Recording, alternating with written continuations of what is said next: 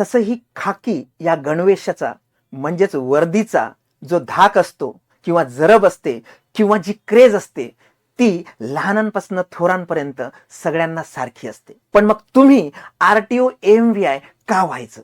जे पात्र आहेत त्यांनी नक्कीच ट्राय करायला पाहिजे. का? कारण सगळ्यात महत्वाचं की हे जे पद आहे हे डिप्लोमा बेसवरती गव्हर्नमेंटमध्ये जाण्याचा सगळ्यात सोपा मार्ग आणि सगळ्यात चांगला मार्ग आहे. सर्वात परफेक्ट मार्ग आहे. दुसरी गोष्ट की या पर्टिक्युलर एक्झामसाठी कुठलीही मुलाखत नसते. तुम्ही प्री द्या, मेन्ससाठी पात्र व्हा, मेन्समध्ये तुम्ही रँक मिळवा, तुम्ही सिलेक्ट होणारच. त्यानंतरची गोष्ट आहे की हे गट क चं पद आहे, पण जो पे स्केल आहे S14 तो मात्र गट ब चा आहे. म्हणूनही तुम्ही या पदासाठी तयारी केली पाहिजे.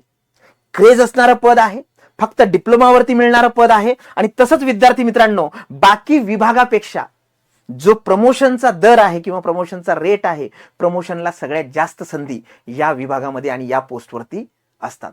आजपासून अभ्यास सुरू करा आरटीओ एएमव्हीआय होण्यासाठी. धन्यवाद.